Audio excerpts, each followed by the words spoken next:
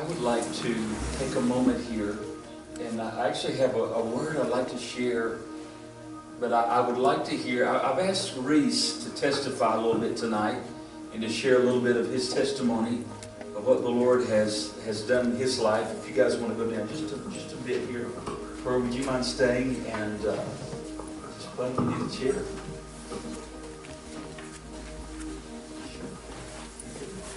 I love the strings.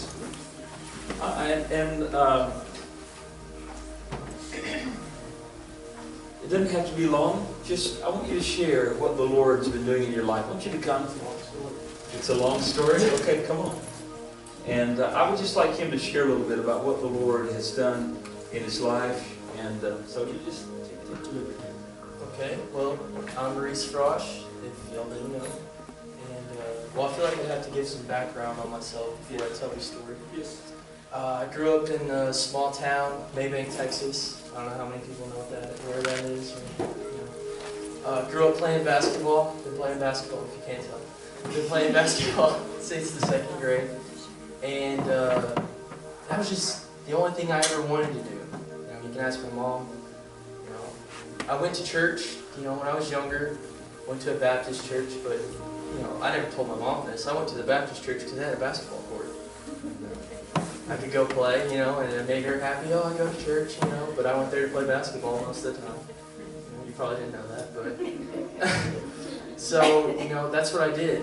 And God, is gracious enough to me to give me the opportunity to travel with teams, starting through high school, and to go, across different places in America and just, play basketball, what I love to do, And I prayed every now and then, thanked the Lord every now and then, but I didn't pay much attention to it.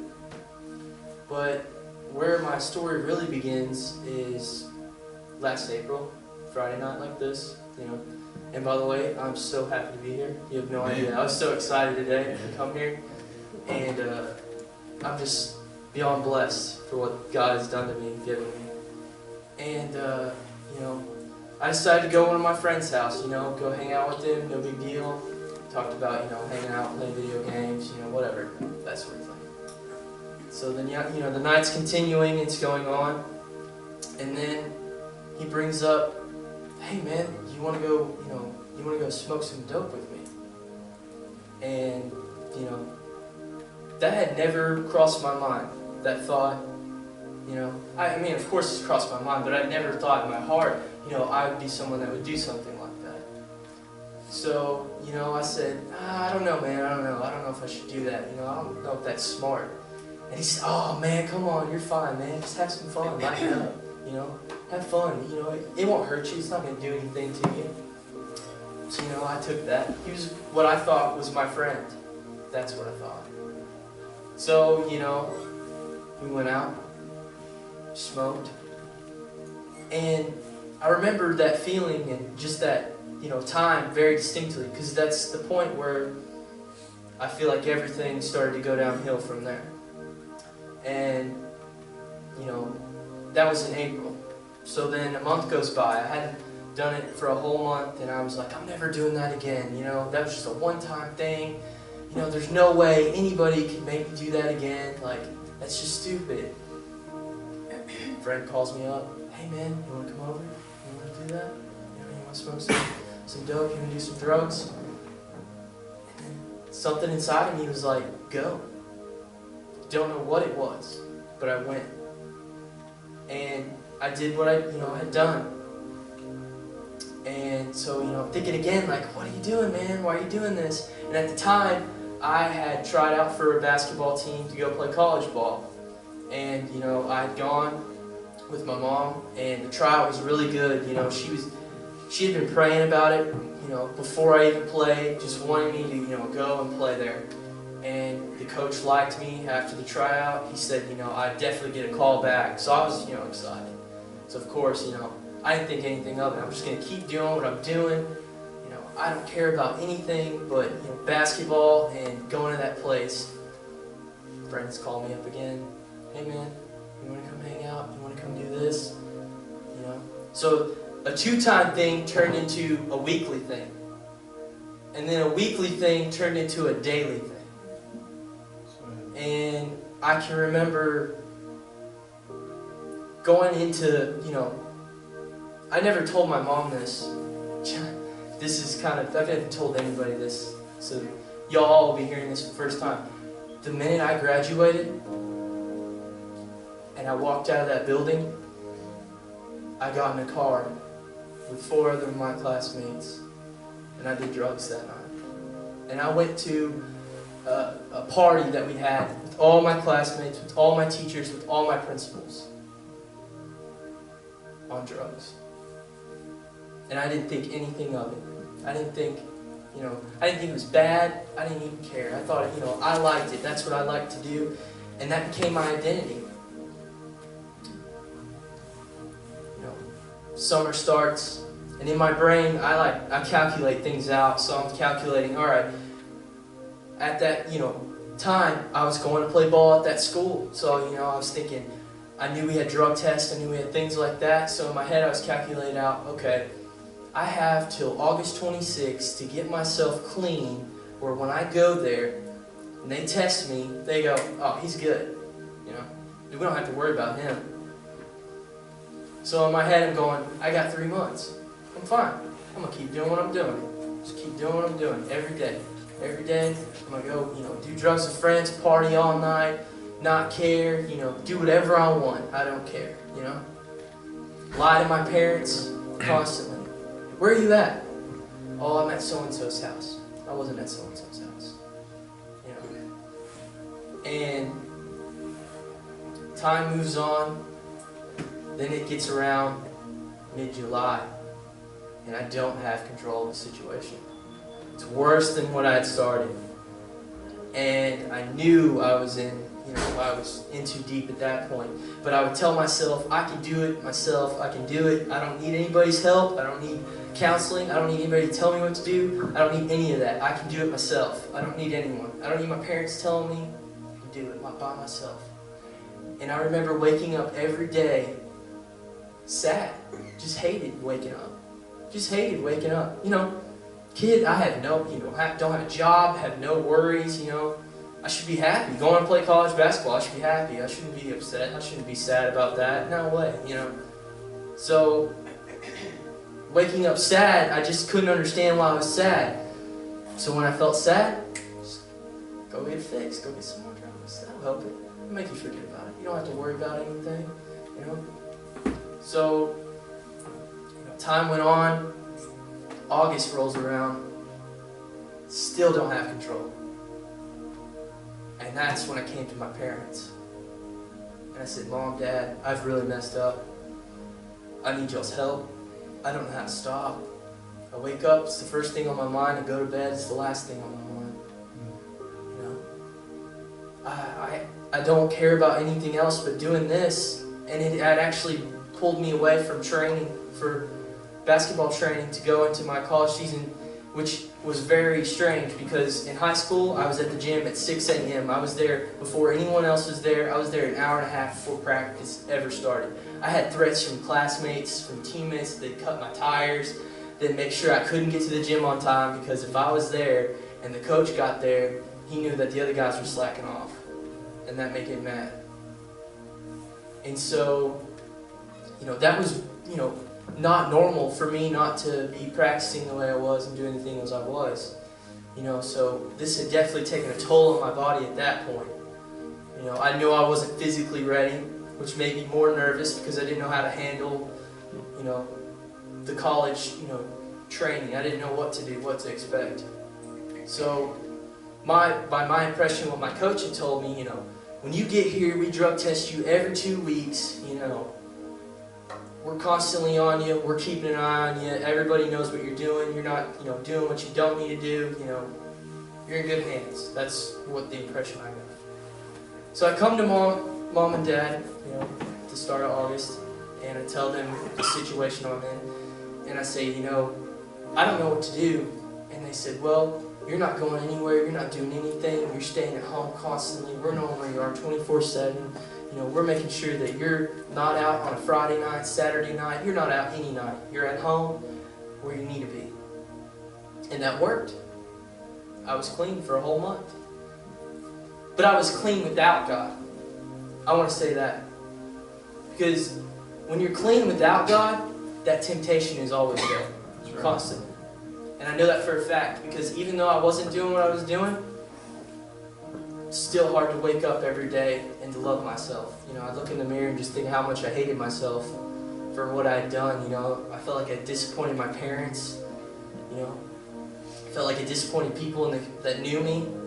You know, because it had been known. It wasn't like, hey, there's Reese who's playing college basketball. It was, hey, there's Reese who's a drug addict. That's what it turned into. So for me, at the time, I really took highly what people thought of me. And so, I'm clean for a whole month, think I'm doing good, I'm like, yeah, I'm gonna be good. And, you know, I go off to college, 4 hours from home, in Brenham, Texas. And I get there, and I honestly didn't want to stay. I didn't tell my parents that, because I was just scared, nervous, didn't know what to expect, didn't know, you know, what kind of people there was around there, or what I was supposed to do. You know, all I knew was just go to school and play basketball. That's all I knew. So I get there, and I meet my roommate, who, at the time, I thought was a great guy. You know, oh, he came from another school, from a university at the time. He was a great player, you know. Like, I was thinking, oh, he's going to mentor me. He's going to help me a lot. Like, you know, he's going to teach me a lot of things. Worse drug addict than I was. So now you got 2 drug addicts in a dorm room thinking up what they're going to do on a weekend. And of course, that just leads to, you know, not the right thing that you're supposed to be doing, of course. Because by our impression, like our coaches, I thought, you know, had planned, we were going to get drug tested every 2 weeks. No. We didn't even hear about a drug test almost 3 months into going into school. So my addiction, my, you know, want grew even more. I wasn't at school for a week before I was back on drugs immediately. And it got to the point from in the summer, I wouldn't do it, you know, I would do it almost daily, but I wouldn't do it what I was doing in college.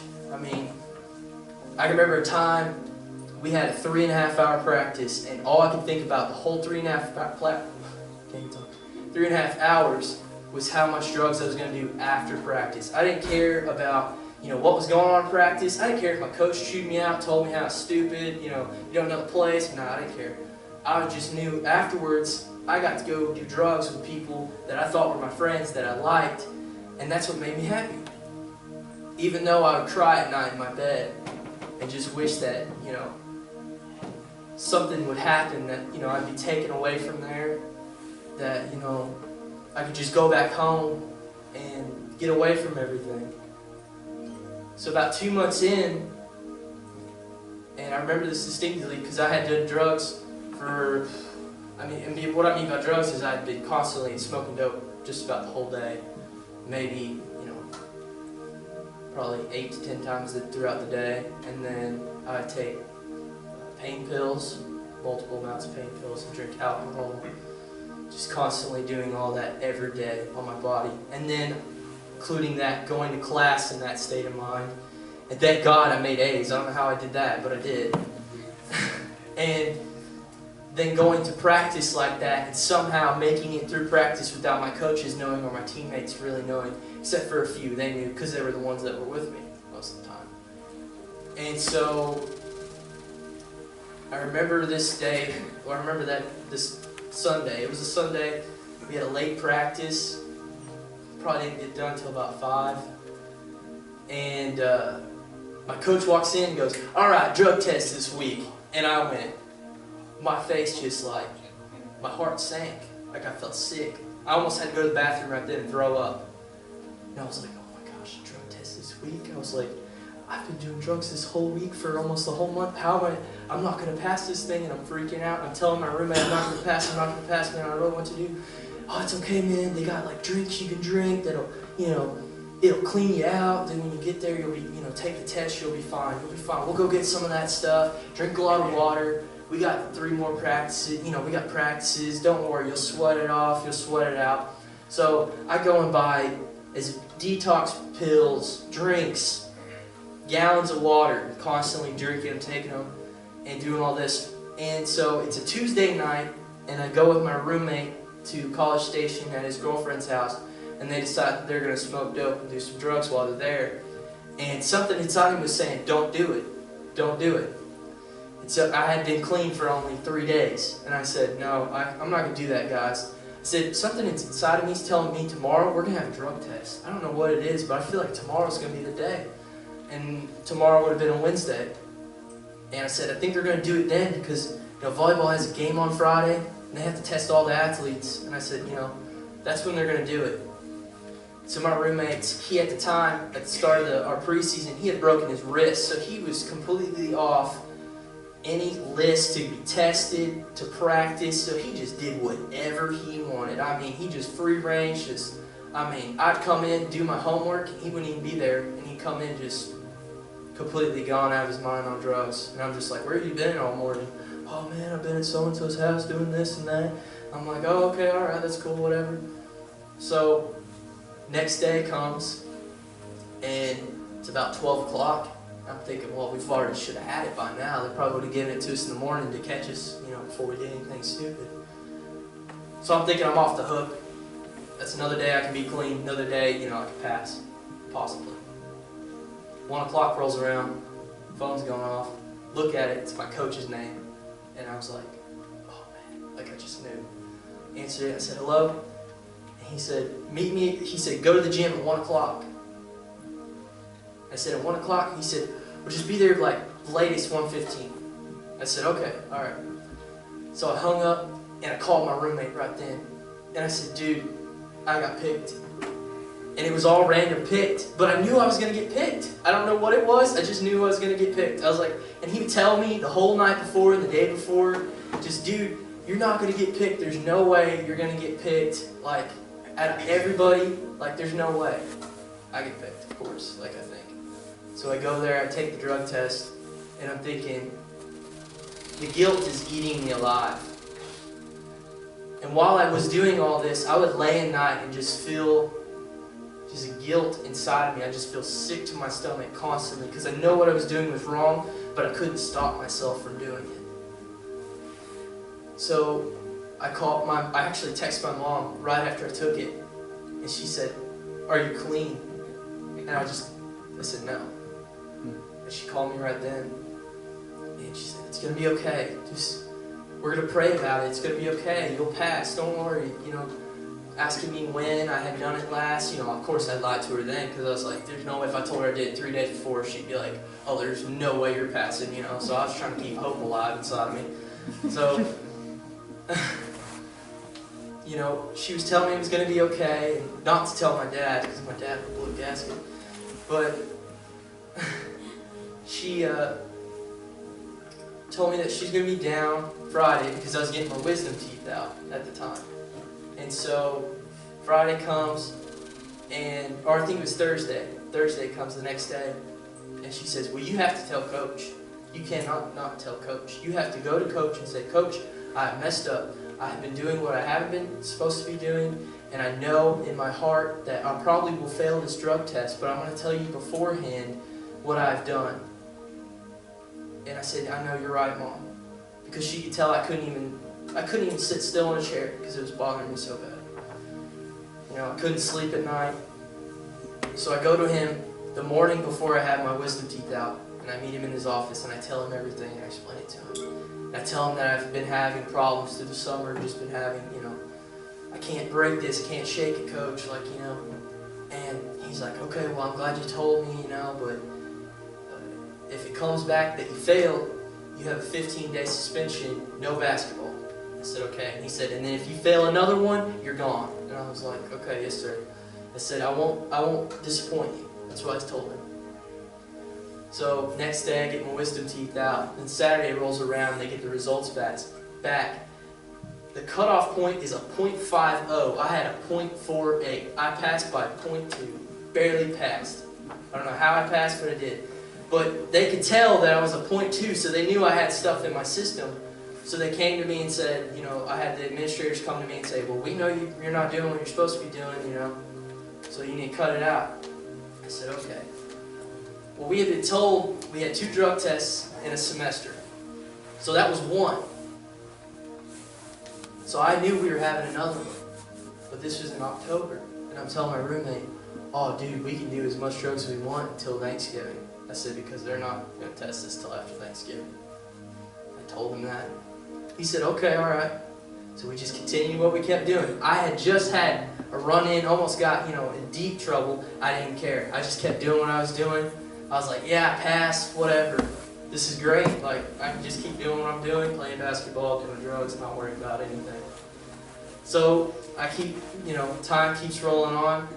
And right before break, I stop.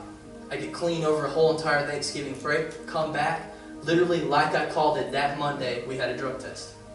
Took the drug test, passed it, was like, yeah, I'm good. Time goes on, keep doing what I'm doing. And at this point, it had escalated to even worse. It wasn't to the point where, every day it was like, I had some hours when I wouldn't do it. It was like, I was always doing it. I didn't care. I had people asking me if I was high, like in class, like, are you high right now? I'm like, oh no, I'm playing it off, trying to act like I'm not, no big deal. And December 8th was a Monday, and I got in the truck with my roommate who was going to go sell drugs to a kid, and my other teammate, and it's about 6 o'clock at the time. So we go to this house where we're supposed to meet this guy at, and the house was known for drugs. It was known for that. So the cops would watch it. They knew it. They were like, okay, kids coming in and out of this, they're not doing what they're supposed to be doing. We're going to pay attention to it. What happened to that night, there was no cops around, so we pull in, and it's a little back driveway. We pull in there, and there's only one exit out, and there's all these cars lined up. There's all these kids just doing drugs, whatever they can get their hands on, basically. I mean, there could have been some really bad stuff, or there could have been some not so bad stuff, but in my eyes, all of it's bad. And so I'm sitting there about to, do drugs with my teammates, which I thought was my friends. And a cop pulls the guy over that we're supposed to sell to right behind the house. And he blocks the exit out. And at that point, we're all freaking out. We're like, we can't get out of here. You can smell drugs in the air around here. Like, this cop's going to know. So we bail out of the truck, and we threw the drugs over the fence, and ran and got in the house, because we knew the guy that owned the house. And so we're in there waiting. The cop searched his whole entire car, searched everything to make sure he didn't have anything. He didn't have anything. And the thing was, the boy that got pulled over was the girls' basketball manager. So we knew him. We knew who he was. He got let off free and went back. So we're sitting there, and at that point, I was just like, I want to go back to the dorm because this is way too close to the call. So I was freaking out, like, this isn't good. And I decided, like, guys, we're going to leave now. So we get out, and they're going, okay, well, someone needs to get the drugs. And so my roommate's like, well, I'll hop the fence. And I'm like, I'm not driving your truck. I said, because if I get pulled over, they're going to go, why are you driving so-and-so's truck that's registered for him? This doesn't make sense, So I did it. I hopped to the fence. And I remember this very distinctively, too, because when I picked everything up, I was walking, and I walked around the fence, down a road, and I turned to my left, and there was an open field, and I could see my door. And then I turned to my right, and I could see my roommate and him in the truck, and they opened the door. We're going, come on, man, come on. And I looked that way, and then I looked back this way, and I went this way. And if I would have gone that way, I know I would have walked back to where we stayed, never got seen by anyone, and they would have came and got me later. It would have been fine. But I decided to go right to them. But I don't know why I decided to go right. Something inside of me was saying go left, but I went right. So I went right, going in the truck with them. I give them they were wanting the drugs up front, so I gave it to them. I'm sitting in the back, and we're driving out, and I kind of turned my head and look, and the cop had been staking out the house. So we drive right in front of the house, and he sees us drive off, and he knew that we had came out of that back part, so he starts creeping out. Turns right, starts creeping out. And I turn back and I see him, and I go, guys, he's following us. I said, if y'all are going to eat that or whatever, throw it out. I said, you need to do it now. I said, we're going to get pulled over. Because I knew we were. And I had my roommate up front. He's driving, and then my other teammate in the passenger seat. My roommate's going, no, man, just shut up, man. You don't know what you're talking about. You just need to shut up. You know, I could sell this and make some money, or we can go do this later. Like, just don't, be quiet. And I'm going, you better get rid of it now. That's what I'm saying. I'm disregarding what he's saying. Just get rid of it. That's what I'm telling the guy up front. Get rid of it now. Get rid of it now. So we pull up to a stop sign, and at that point the cop was behind us, and I was like, oh man, guys, you get rid of that. Whatever, we're about to get caught. So we turn right. We're going down the road, and we're 2 minutes from the I could just see the door. We're right there. Lights go on. Roommate or teammate up front eats it all. And that whole time I'm going, I told you you should have ate it 10 minutes ago. 5 minutes ago you should have ate it. You're being dumb. That's what I'm thinking. So, cop, he doesn't even say, can I see your license or registration? Runs up with a flashlight and hits us all, so we can't see. Opens the door, grabs my roommate, pulls him out, says, go sit down. He goes and sits down. Shines a light on the other guy's face and says, you're eating something. I already know. Walks across over there. And at the time, I'll tell you this too. Me and my roommate were white, and then my other teammate was black. And I know you talk about police brutality, but I had never seen anything like that. But he roughed him up, and I feel like it was because he was black. And so I'm watching this, and it made me mad. I got angry. Because he slammed him up against the car and was telling him to open his mouth and be real rough with him. And then he was real gentle with me and my roommate, which made me more mad. So I was already mad getting out of the car. And so, I get out of the car, and I'm 6'5". The cop's 5'8". So he sees me, and he immediately puts handcuffs on me. Because I guess he thought I was going to try to break his neck or do something. I don't know. And I'm probably the most gentle person you'd ever meet. So I'm just I'm scared out of my mind because the cop's right there.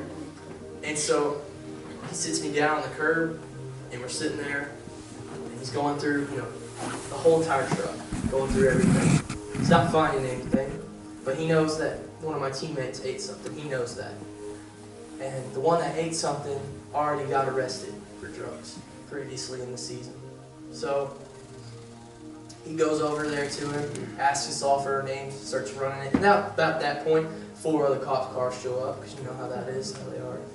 And we're on our campus, and I see people I know walking by, I see people driving by, I see teammates walking by, and I'm thinking, they're seeing all of this, and I felt so embarrassed to be sitting there in handcuffs on a curb, just embarrassed. And I was just thinking in my heart, how could you let yourself get to this point? How could you let yourself do something like this? You know right from wrong. And I remember I had prayed, I don't know how long, but I just closed my eyes and I just prayed, God, please don't let me go to jail. That's all I ask of you right now. Please don't let me go to jail. And so he runs our names, and I hadn't been known for getting in trouble, so there's nothing on my record, there's nothing on my roommate's record.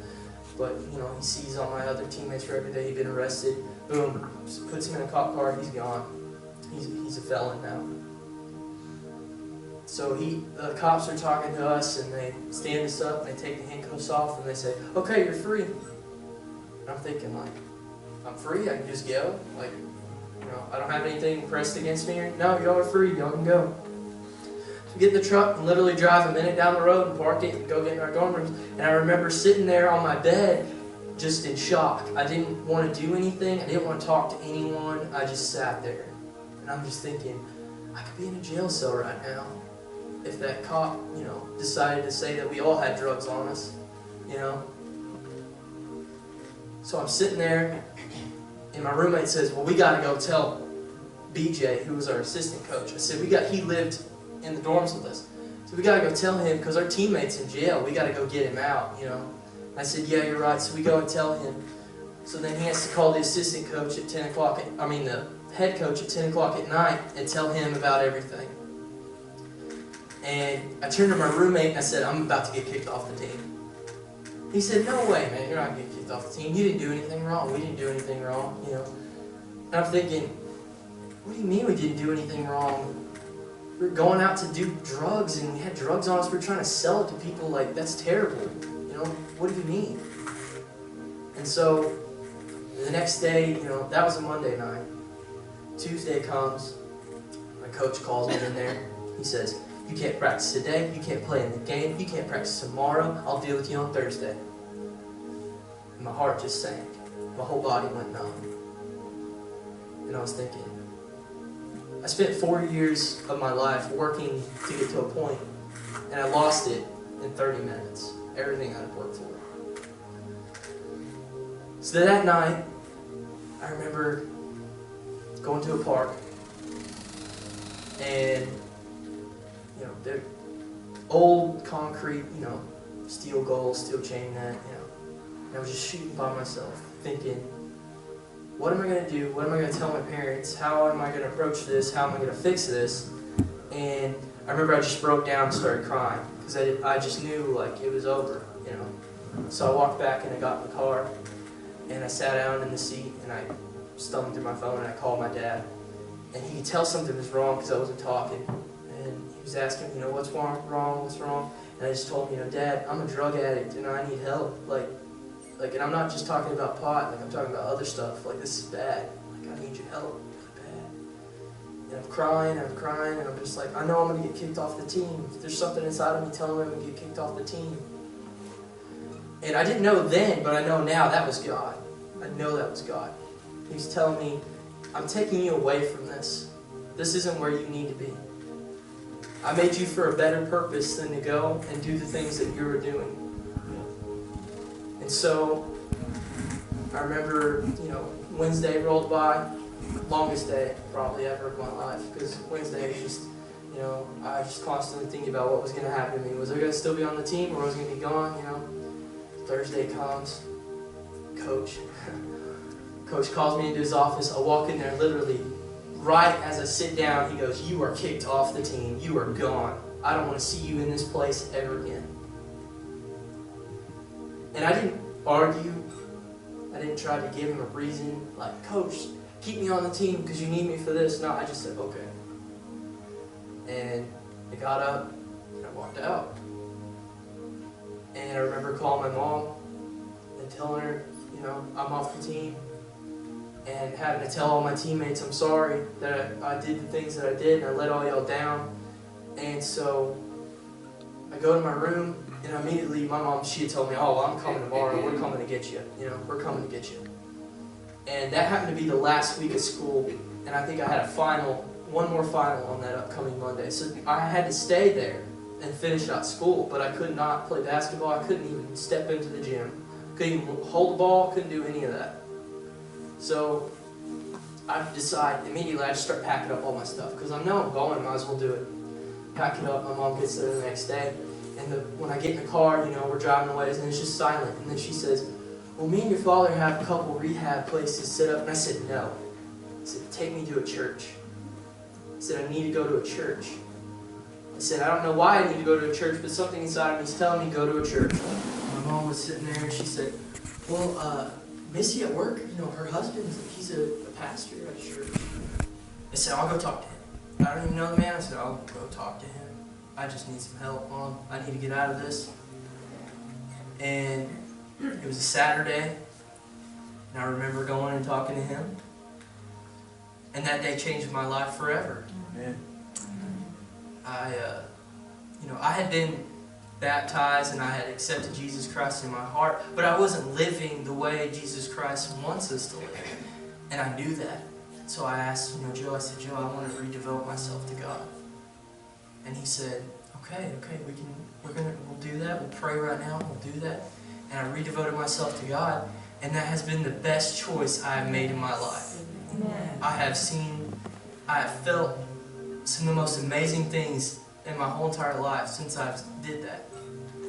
And I remember that Wednesday, he preached a message out of Hebrews about the discipline of God and how He'll let us go so far, He'll hold on to us for so long, and then He's going to let us go and just let the world have us until we realize what we're doing isn't right. And when he said that to me, that stuck into my mind so hard and so well, because I thought about that night when I was sitting on a curb in handcuffs for 2 hours, being interrogated by cops, and I was thinking, that's where I fell. I fell to that. You know, I let myself get to a point where I didn't even care about what God thought.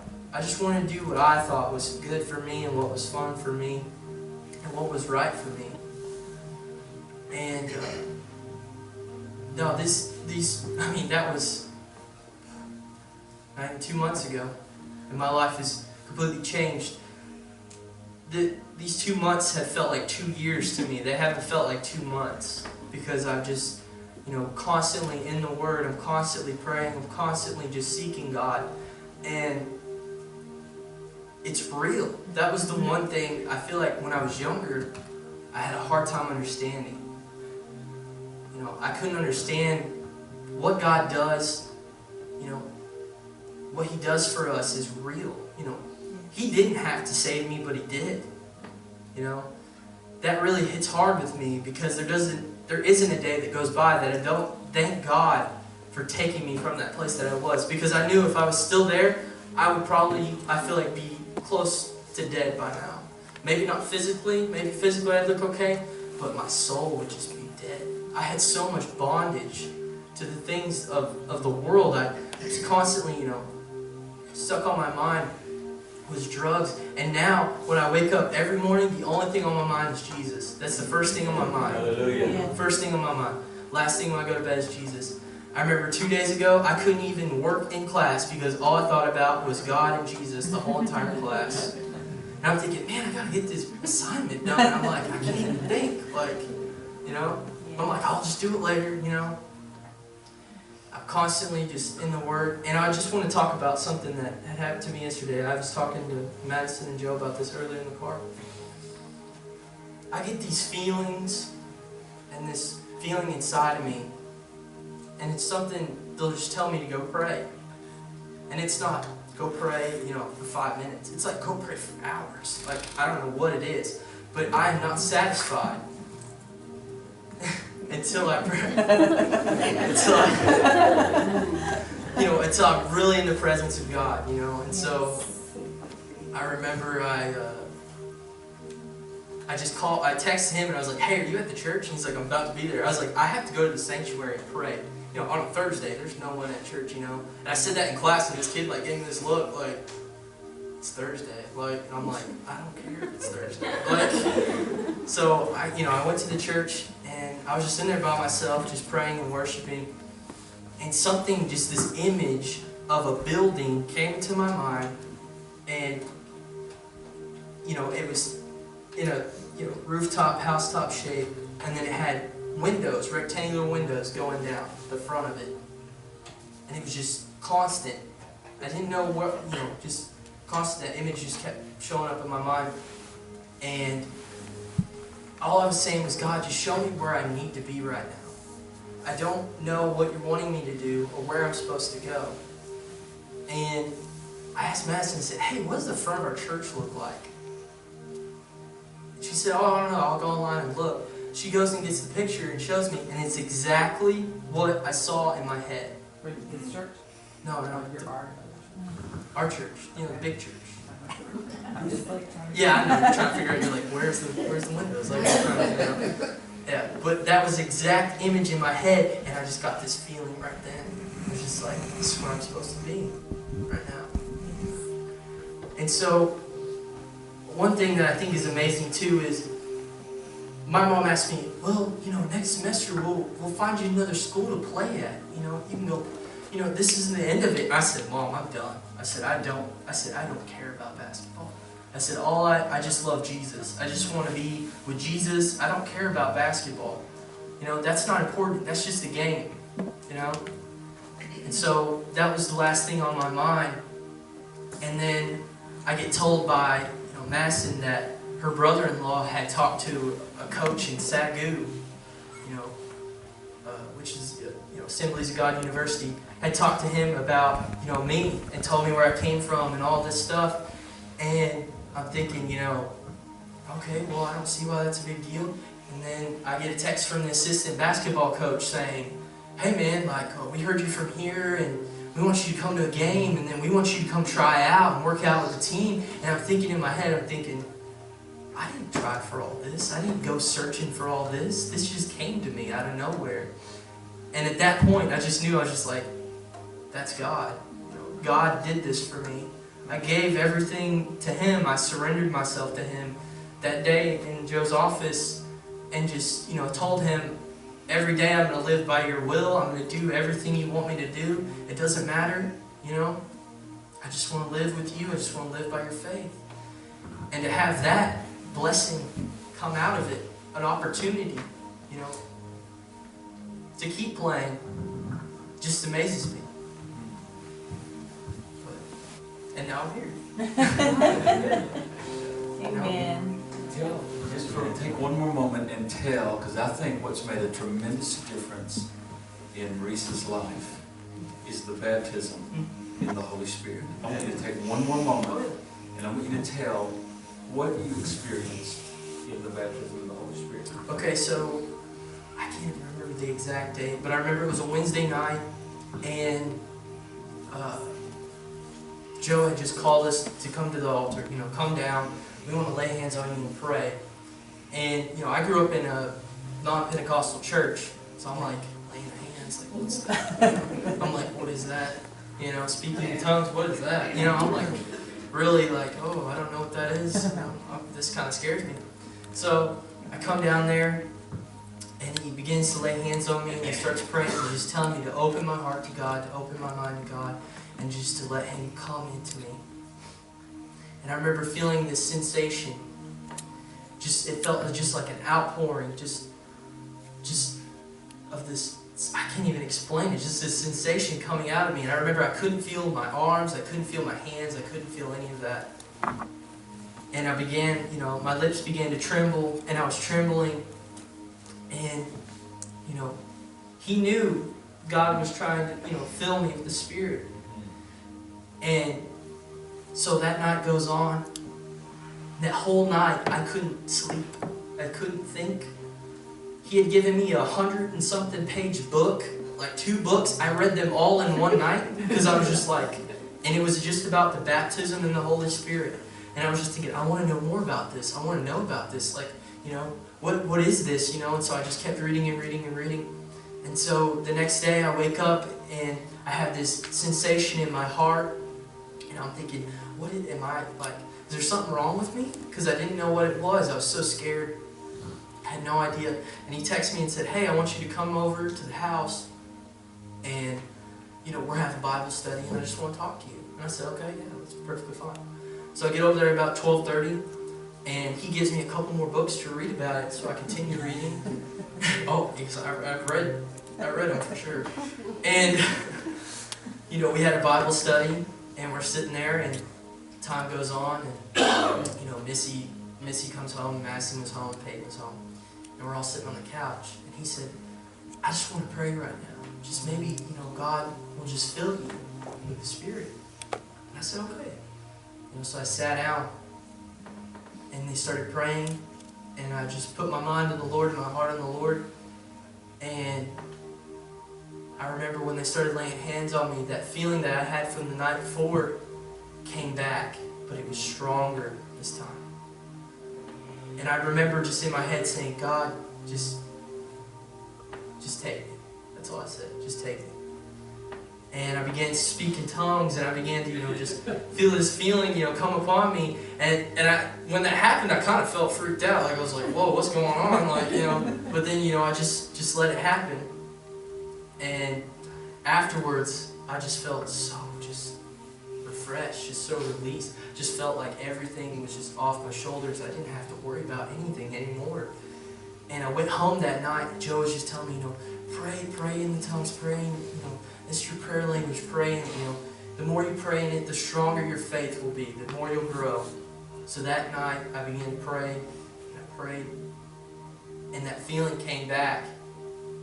And since then, I've had that feeling. Anytime I'm in prayer, deep prayer with the Lord, that feeling always comes back. And I know He's there constantly. I know He's always there with me.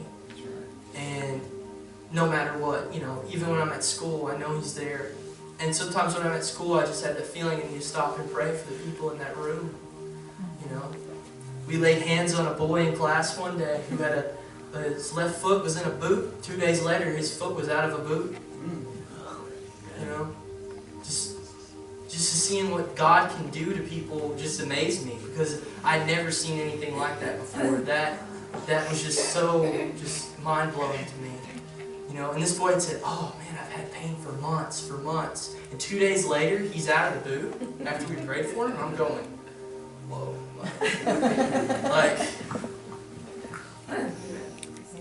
But yeah, I've seen such a big change in my life. And I know my mom's seen a change in me.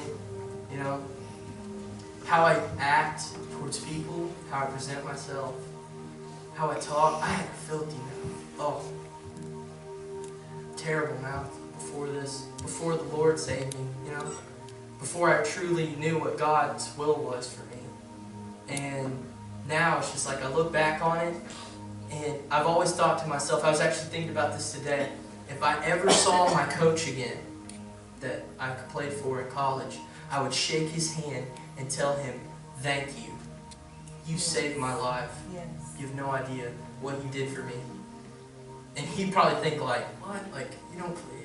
I kicked you off the team. Like, yeah, you saved me from, possibly destroying myself,